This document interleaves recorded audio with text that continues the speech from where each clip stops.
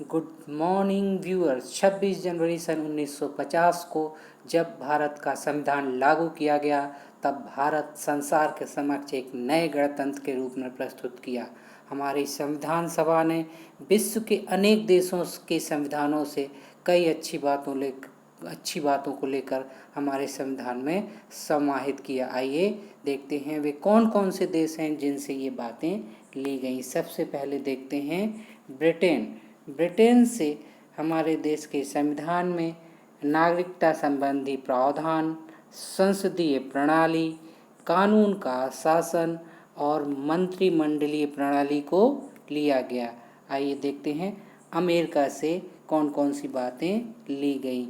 America से जो बातें ली गई वो हैं प्रस्तावना अर्थात प्रीएम्बल ऑफ इंडिया।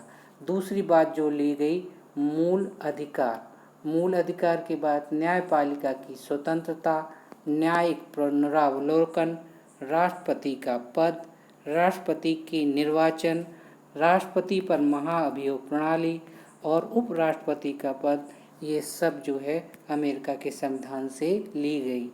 तीसरा जो देश महत्वपूर्ण है वो है आयरलैंड से एक बहुत महत्वपूर्ण तथ्य लिया गया जो अक्सर एग्जाम में पूछा जाता है, राज्य के नीति निर्देशक तत्व। दूसरा जो लिया गया वो राष्ट्रपति के निर्वाचन की विधि।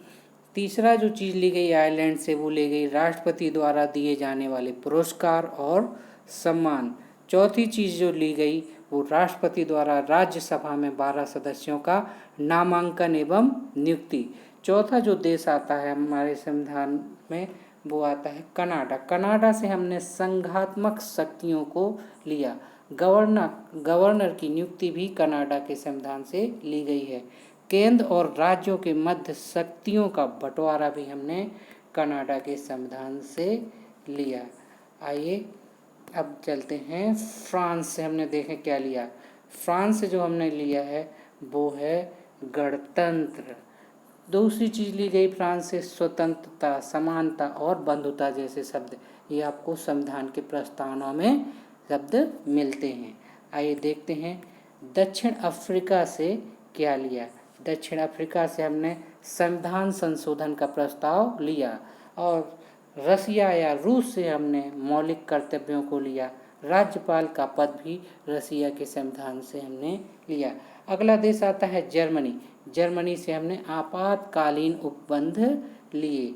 अगला कंट्री आता है ऑस्ट्रेलिया से हमने समवर्ती सूची ली।